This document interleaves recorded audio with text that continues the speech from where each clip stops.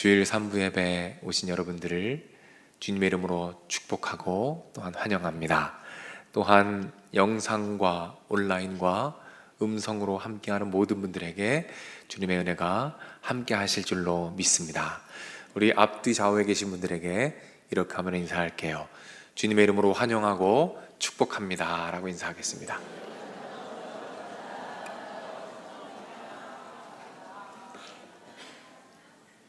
네, 너무너무 감사드립니다. 계속해서 기적에 대해서 여러분과 말씀을 나눠보고자 합니다. 지난주에는 우리가 기적을 경험하는 방법에 대해서 살펴보았어요. 우리가 안전지대를 벗어나서 한 걸음 내디딜 때 그 자리 가운데 하나님의 기적이 임한다 라는 것을 살펴보았습니다. 오늘도 우리가 기적을 경험하는 방법에 대해서 살펴볼 텐데요. 오늘은 특별히 조금 다른 차원에서, 조금 다른 측면에서 어떻게 기적을 경험하게 되는가에 대해서 여러분과 말씀을 나눠보도록 하겠습니다. 여러분, 미니멀리즘이라는 말 혹시 들어보셨나요? 미니멀리즘. 이 미니멀리즘이 뭐냐면 그 정의는 이렇습니다. 화면에 보시면 단순함과 간결함을 추구하는 예술적, 문화적 흐름을 미니멀리즘이라고 합니다. 쉽게 말해서 버릴 건 버리고 심플하고 단순하게 살아가자라는 방향성인 것이죠. 일상생활 안에서, 관계 안에서, 일을 할 때에, 청소할 때, 소비할 때 이 원리를 적용하자는 겁니다. 심플하고 단순하게 사는 것이죠. 이 미니멀리즘이 주목받기 시작한 것은 한 책이 나오면서부터입니다. 곤도 마리에라는 분이 쓴 책이 있어요. 제목이 아주 재밌습니다. 설레지 않으면 버려라. 설레지 않으면 버려라 라는 재밌는 제목의 책을 쓰셨어요. 이 책에 보면 이런 내용이 나옵니다. 화면을 보시고 제가 읽어드릴게요. 정리의 시작은 버리기다. 버릴지 남길지를 판단하는 기준은 만졌을 때 설레는가 하는 것이다. 재밌는 기준이죠. 여러분, 이렇게 만져가지고 집안에 있는 거 만졌을 때 설레면 그냥 두고 설레지 않으면 그건 버려도 된다. 이런 논리를 펼치는 거예요. 그렇게 따지면 참 우리 집에 버릴 거 많아요. 그렇죠? 버릴 거 참 많습니다. 이 책이 나온 이후에 미니멀리즘, 이 심플한 삶에 대한 관심이 높아지고 계속해서 관련된 책들이 줄을 이어서 출판되게 되었습니다. 화면에 보시는 것처럼 계속해서 단순한 삶에 대해서, 미니멀리즘에 대해서 책이 출판되었어요. 왜일까요? 왜 사람들은 이 미니멀 라이프에 관심을 가질까요? 여러 가지 이유가 있을 것입니다. 그렇지만 그 중에 가장 중요한 이유는 바로 효율성입니다. 여러분, 효율성이 무엇입니까? 같은 시간을 투입해서 최대한의 성과와 열매를 만들어내는 것을 우리가 효율성이라고 합니다. 이 효율성을 높이기 위해서 쓸모없는 것, 중요하지 않은 것, 만졌을 때 설레지 않은 것을 과감하게 버리자는 겁니다. 그럴 때 더 단순해지고 더 효율적이 된다라는 주장인 것이죠. 여러분 어떠십니까? 이 주장이 동의가 되십니까?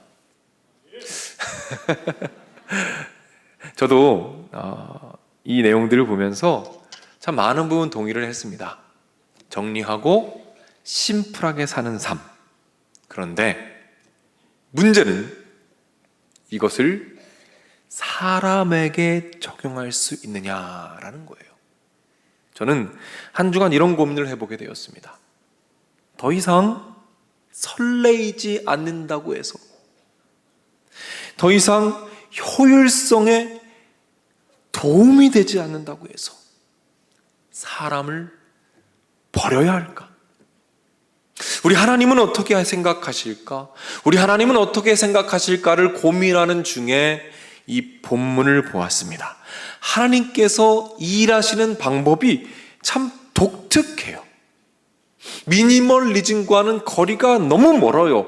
효율성의 법칙을 역행하시면서 일하시는 하나님의 독특한 일하심을 발견합니다. 왜 그럴까요?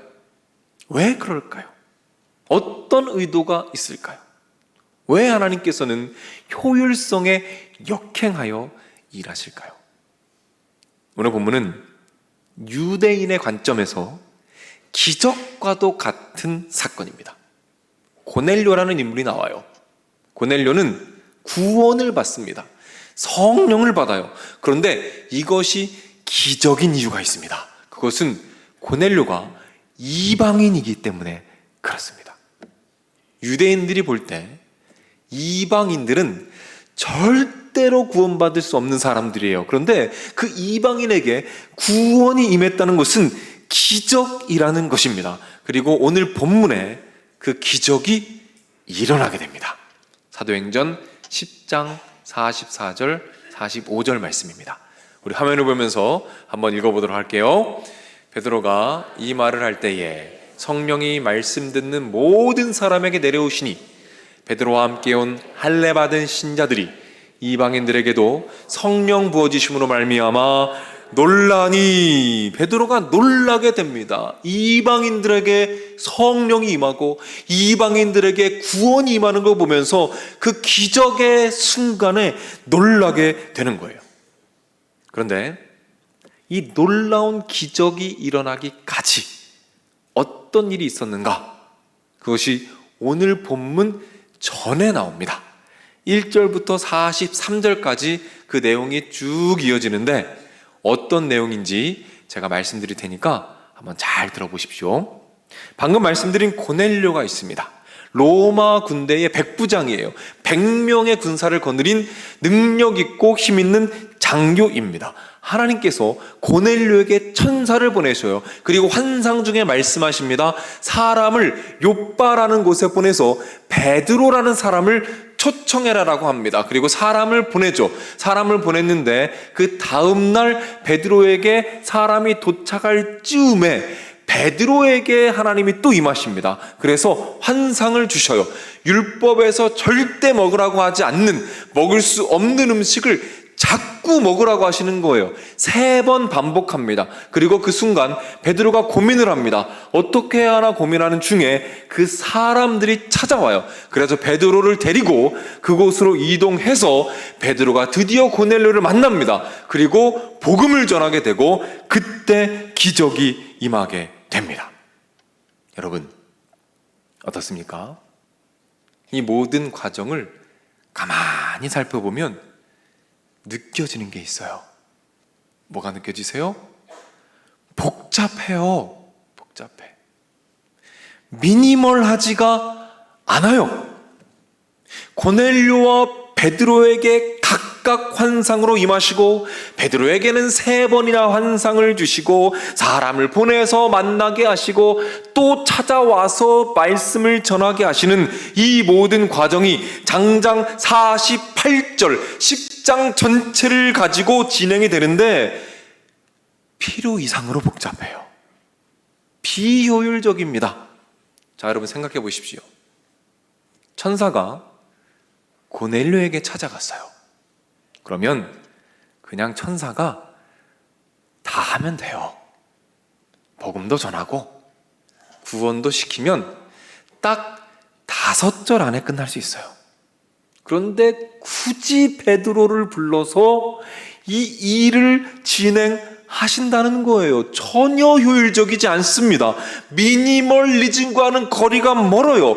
하나님께서 효율성을 포기하신 것 같아 보입니다. 왜일까요? 왜요? 왜 하나님께서는 비효율적인 방법을 선택하셨을까요? 그것은 절대로 꺾지 않으시는 하나님의 거룩한 고집 때문입니다. 절대로 꺾지 않으시는 하나님의 거룩한 고집이 있기 때문이에요. 그 고집이 어떤 고집일까요? 그것은 바로 하나님의 기적을 그분이 사랑하시는 그분의 자녀들, 우리들을 통해서 이루시는 것입니다. 그분의 자녀들을 기적의 통로로 사용하셔서 그 기적을 우리를 통해서 이루기로 결정하셨어요. 그리고 그 결정을 어떠한 일이 있어도 바꾸거나 변개하지 않으시고 신실하게 그렇게 일하고 계신다는 것입니다. 그래서 하나님께서 자신의 성품을 성경에서 이렇게 말씀하셨습니다. 말라기 3장 6절 말씀이에요. 우리 말씀을 같이 한번 읽겠습니다. 나 여호와는 변하지 아니하나니 그러므로 야곱의 자손들아 너희가 소멸되지 아니하리라. 하나님 뭐라고 말씀하십니까? 나의 성품은 변하지 않는다. 영원히 변하지 않으시는 하나님의 성품으로 그 거룩한 고집을 꺾지 않으신다는 거예요. 그래서 조금 느릴지라도, 조금 더딜지라도, 조금 기다려야 하실지라도, 너무나 깨지기 쉬운 칠그릇 같은 연약한 존재라서 오히려 방해가 될지라도, 때로는 실망시키고 때로는 넘어져서 일어날 줄 모르는 그런 존재일지라도, 그래서 시간이 더 걸리고 더 복잡하고 더 비효율적일지라도, 그래서 바라보기에 더 이상 설레이지 않을지라도 우리 하나님은 그 고집을 꺾지 않으십니다. 그 위대한 기적을 소중한 그분의 자녀 우리를 통해서 이루신다는 사실입니다. 그래서 모세가 손을 들어 지팡이를 내뻗을 때에 홍해가 갈라지는 기적이 시작된 것입니다.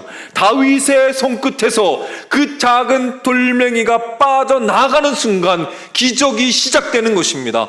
어린 아이가 그 작은 도시락을 드릴 때에 그때의 기적이 시작된 것입니다. 그리고 오늘 본문에서 이 역사적인 순간, 구원의 역사, 구속사에 있어서 가장 중요한 기념비적인 이 순간, 예수 그리스도로 말미암아 그 복음과 구원이 이방인에게까지 전해지는 이 역사적인 놀라운 기적의 순간, 아름답고 영화로운 찬란한 이 순간을 베드로의 입술, 그분의 자녀인 베드로의 입술을 통해서 이루기로 결정하시고 계획하시고 그렇게 이끌어 가셨다는 것입니다. 하나님께서 이 거룩한 고집을 꺾지 않으시고 지금도 오늘도 우리를 통해 기적을 이루기 원하신다는 사실을 믿으시기를 바랍니다. 제 친구 목사님에게 들은 이야기입니다. 한 여자아이가 있어요. 18개월 된 예쁜 아이입니다. 이 아이는 이 가정의 선물이에요. 이 아이 때문에 웃음꽃이 핍니다. 너무너무 행복한 가정의 아이예요. 그런데 어느 날 이 아이의 울음소리가 들립니다. 그런데 평소의 울음소리와 달라요. 자지러지게 울고 있습니다. 불길한 예감이 들어요. 엄마 아빠가 허겁지겁 아이가 있는 곳으로 달려갑니다. 그리고 그 불길한 예감은 적중하였어요. 그 현장에서 너무 마음 아픈 광경을 보게 돼요. 이 아이가 정수기 앞에 서 있습니다. 그리고 뜨거운 물을 누르고 있어요. 그런데 저는 잘 모르겠지만 아마도 아이들이 위기 상황이 되면 반응을 제대로 못하는 것 같아요. 그 아이가 뜨거운 물을 누르고 반응하지 못하고 당황하고 놀라서 계속 그것을 누르고 서 있어요. 그리고 자지러지게 울고 있습니다. 그 뜨거운 물이 아이의 팔을 타고 바닥으로 뚝뚝 떨어지고 있어요. 아이는 죽을 것처럼 울고 있습니다. 아이 팔에 심각한 화상을 입었어요. 너무너무 아픈 상처입니다. 살이 녹아 들어가고 고통스러운 시간을 보냈어요. 엄마 아빠는 아이를 들쳐업고 병원으로 뛰어갑니다. 응급처치를 하고 최선을 다해서 아이를 치료했어요. 하지만 역부족이었습니다. 이미 아이의 손은 다 붙었고 이미 아픈 흉터가 팔에 남게 되었어요. 손가락을 떼는 수술을 여러 번 합니다. 그래서 많이 좋아졌어요. 그러나 여전히 그 흉터는 남아 있습니다. 이 부모님의 죄책감, 그리고 이 아이의 아픔, 이걸 어떻게 우리가 감히 이해한다라고 말을 할 수가 있겠어요? 그 아픔과 고통으로 매일매일 눈물의 나날을 보냅니다. 그날 이후로 이 아이의 삶은 전과 후가 바뀝니다. 그 사건 이후로 이 아이는 더 이상 반팔을 입지 못해요. 그리고 이 흉터를 가리기 위해 전전긍긍합니다. 이 흉터 때문에 깊은 열등감을 느끼고 위축되어 살아가요. 그렇게 아이는 1학년이 됩니다. 그리고 학교에 입학을 하게 되었어요. 부모님들이 걱정합니다. 이 아이가 잘 적응해 줄까? 놀림당하진 않을까? 외롭진 않을까? 걱정하며 기도합니다. 여자아이가 교실에 들어갔어요. 교실에 들어가서 눈치를 보며 자신의 책상에 가서 앉습니다. 앉자마자 가장 먼저 한 것은 자기의 팔을 가리는 거예요. 누가 볼까 봐. 시무룩한 표정으로 그 책상에 앉아 있습니다. 그때 그 아이의 옆에 한 남자아이가 털썩 앉습니다. 그 아이는 이 여자아이의 짝꿍이에요. 여자아이는 안절부절하기 시작합니다. 이 흉터가 들킬까봐 계속 이것을 가려요. 그러다가 실수로 이 팔이 드러나게 됩니다. 여자아이는 얼굴이 빨개지고 당황해서 안절부절하며 힘들어하고 있어요. 그때 남자아이가 여자아이를 가만히 바라봅니다. 그리고 그 팔을 물끄러미 바라봐요.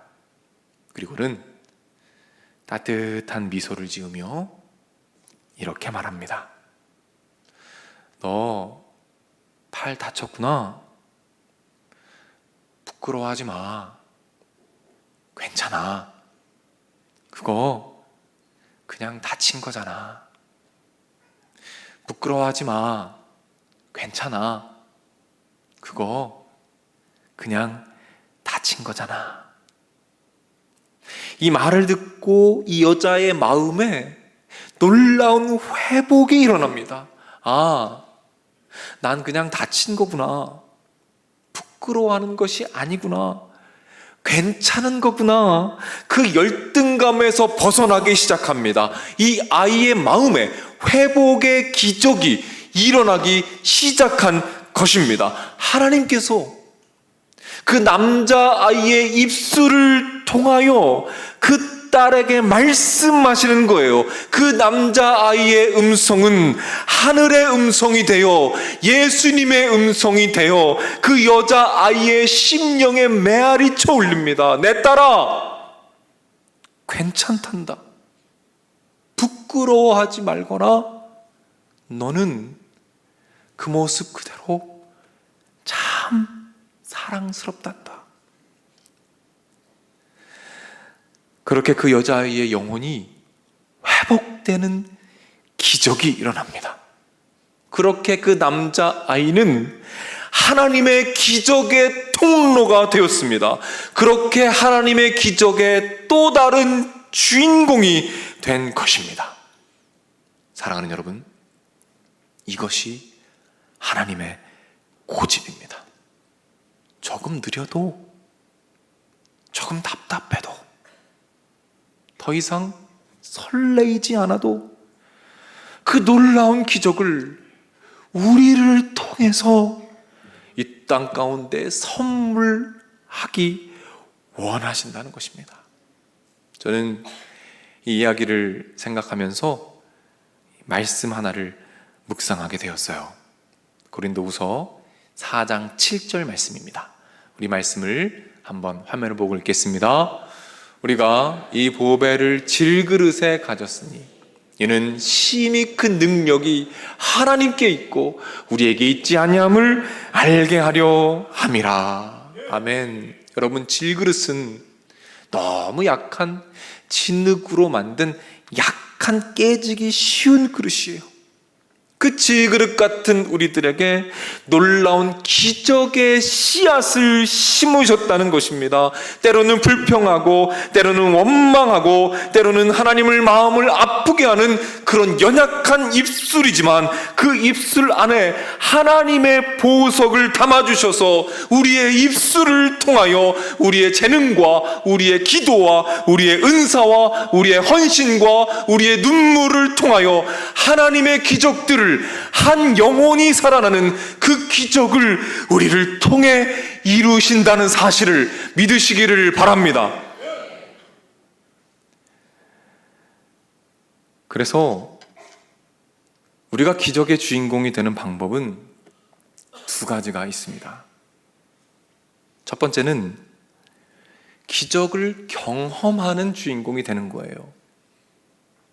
그리고 두 번째는 기적을 선물하는 기적의 주인공이 되는 것입니다. 여러분, 한번 돌아보셨으면 좋겠어요. 혹시라도 내가 기적의 모든 가능성들을 다 닫아놓고 살고 있지는 않은지. 사랑하는 여러분, 기억하십시오.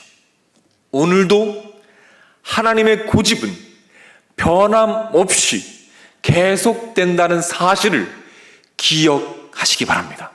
그리고 기대하십시오. 기대하십시오. 저와 여러분을 통해서 오늘 이루실 하나님의 기적을 기대하십시오.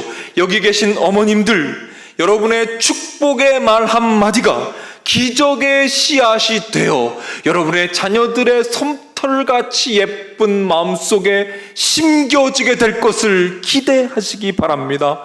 여기 계신 아버지들, 여러분의 미소와 기도와 미안하다라는 짧은 그 한마디가 여러분의 가족들에게 큰 회복의 기적을 이루는 것을 기대하시기 바랍니다.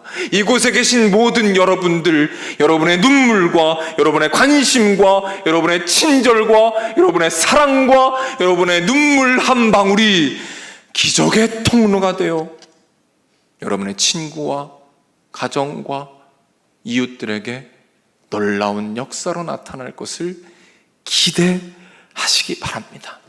마가복음 16장 17절은 이렇게 말해요. 믿는 자들에게는, 나를 사랑하는 나의 자녀들에게는 이런 표적이, 이런 기적이 따르리니 곧 그들이 내 이름으로 귀신을 쫓아내며 무슨 독을 마실지라도 해를 받지 아니하며 병든 사람에게 손을 얹은 즉 나으리라. 우리가 손을 얹을 때 하나님의 기적이 우리를 통하여 흘러가서 질병이 치료되는 역사가 나타날 것을 기대하시기 바랍니다. 삶의 의미를 찾지 못하고 삶을 마감하려는, 스스로 인생을 끊어내려는 그런 한 영혼이 우리를 통해서 다시 삶을 부여잡고 일어나게 될 것입니다. 소망이 없어 보이는 다음 세대, 어린 아이들, 청소년들, 청년들이 우리를 통해서 하나님의 사랑을 알게 되고 그로 말미암아 다시금 비전을 품고 다시금 한 걸음 나아가서 미래를 향해 나아가는 놀라운 일들이 일어나게 될 것입니다. 사망의 그늘에 앉아서 헤매고 있는 잃은 양들이 우리로 말미암아 주님 품에 안기는 일들이 일어나게 될 거예요. 여러분, 이런 기적을 누리는 삶이 정말 의미 있는 삶이 아닐까요? 현대인들이 그렇게도 찾아 헤매지만 찾을 수 없어서 공허함에 신음하고 있는 그 삶의 의미를 기적의 통로가 되어 살아가는 우리들 발견하게 될 것입니다. 기적의 통로가 되어 나를 통해 임하시는 하나님의 기적을 바라볼 때에 기쁨과 감사와 감격이 차고 넘쳐서 삶의 의미와 목적이 더 선명해지게 될 것입니다. 이 기대와 소망 안에 살아간다면 우리가 아침에 눈을 뜰 때 이런 기도를 할 수 있을 거예요. 하나님, 오늘 저를 통해서 회복하실 한 영혼, 그 영혼을 기대합니다. 기대감 가운데 하루를 시작하는 거예요. 여러분, 잠이 들 때 하나님, 오늘 저를 통해 뿌려주신 기적의 씨앗에 감사드립니다 라고 고백하면서 포근하고 따뜻한 예수님 품을 느끼며 깊은 숙면을 만끽할 수 있게 될 거예요. 이렇게만 된다면 우리 삶이 하나님 안에서 얼마나 풍성해질까요? 이 기대감 속에서 기적을 경험하시고 기적을 선물하시는 기적의 주인공들이 되시기를 주님의 이름으로 축복합니다. 우리 자리에서 일어나겠습니다.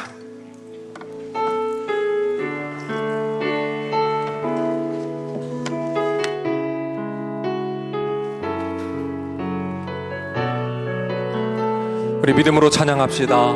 날이 저물어 갈 때, 날이 저물어 갈 때, 빈들에서 걸을 때, 그때가 하나님의 때. 내 힘으로 안 될 때, 빈손으로 걸을 때, 내가 고백해 여호와. 우리 처음부터 다시 한번 찬양합니다. 날이 저물어 갈 때, 빈들에서 걸을 때, 그때가 하나님의 때. 내 힘으로 안 될 때, 빈손으로 걸을 때, 내가 고백해 여호와. 우리 주님께서 일하십니다. 주가 일하시네, 주가 일하시네, 주께 아끼지 않는 자에게. 주가 일하시네, 주가 일하시네, 신뢰하며 걷는 자에게. 우리 모인 이곳에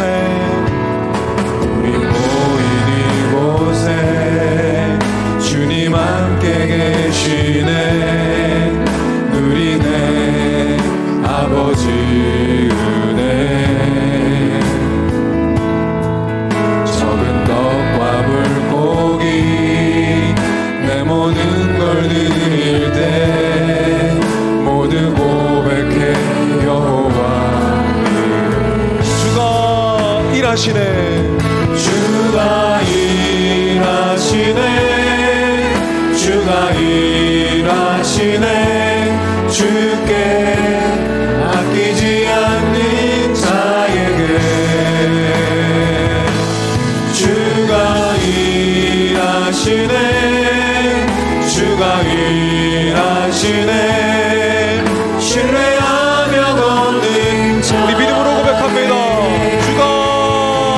일하시네. 주가 일하시네.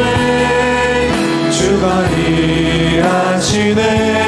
주께 아끼지 않는 자에게 주가 일하시네. 주가 일하시네. 신뢰하며 걷는 다시 한번 믿음으로 고백합니다. 주가 일하시네. 주가 일하시네. 주가 일하시네. 주께 아끼지 않는 자에게 주가 일하시네. 주가 일하시네. 신뢰하며 걷는 자에게 주님 우리를 통해 주님 우리를 통해 계획하신 일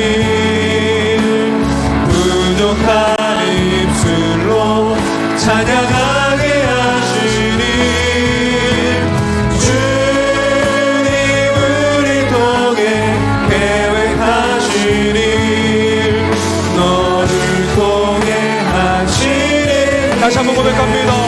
주님 우리를 통해 주님 우리를 통해 계획하신 일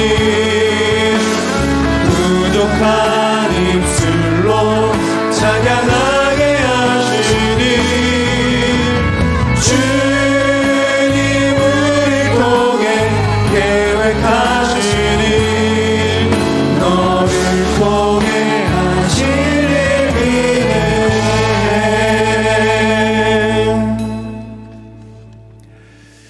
우리 하나님께서 우리를 통해서 이루실 놀라운 기적, 그 기적이 이루어진다는 믿음과 확신 안에 거하시기를 바랍니다. 우리 기도합시다. 하나님 믿음을 더하여 주옵소서.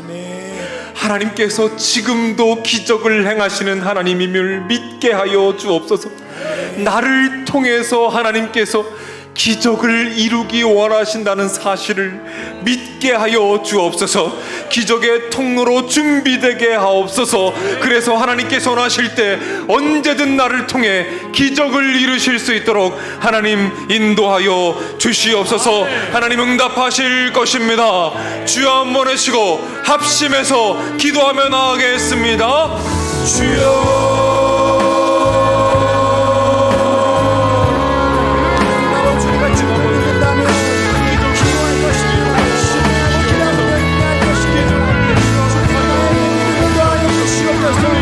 주님 말씀을 향한 믿음과 주님이 이루시는 그 하나님의 시간이 따라 믿음을 허락하셔서 기다리게 하시고 인내하게 하시고 기도하게 하시고 주의 말씀 안에 거하게 하시고 주의 말씀대로 하나님의 나의 삶이 되게 하여 주시옵소서. 하나님 다른 곳 바라보지 않게 하시고 우리에게 된것 우승자라 주님이 다 허락하시진 않을지라도 하나님의 말씀을 영원히 영원한 나를 갖게 해주시고 하나님의 말씀을 대로하고 나아갈 수 있는 믿음을 허락하여 주시옵소서.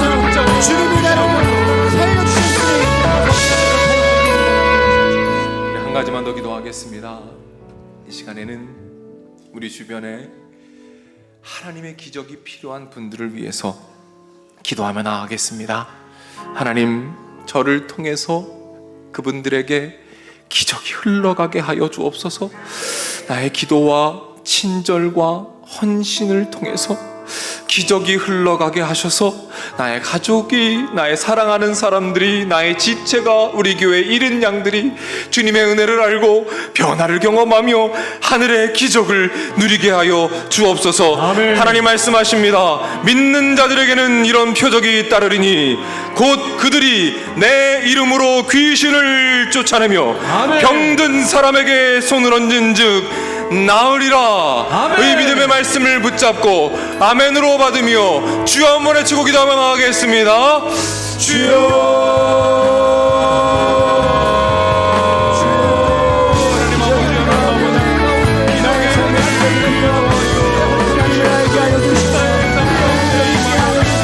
하나님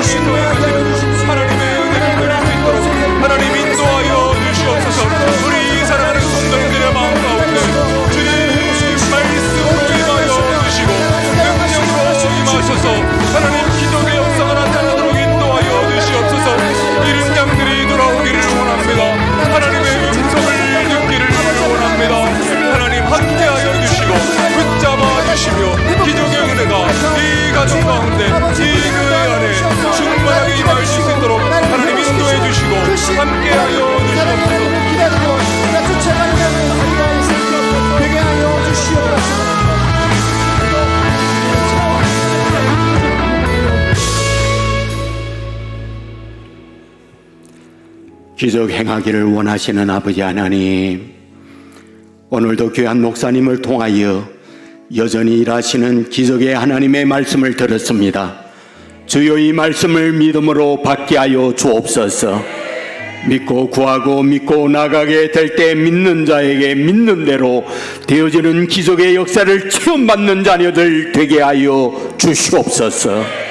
부족하지만 이방인들에게 살아계신 하나님의 증거를 보여주셨던 하나님, 오늘도 우리에게 살아계심의 증거를 나타내 주시옵소서. 믿고 나아가는 주의 자녀들에게 질병이 치유되게 하옵소서. 안 되는 것 되게 하는 역사 되게 하여 주옵소서. 막힌 담이 무너지게 하여 주옵소서. 태산이 평지가 되게 하여 주옵소서.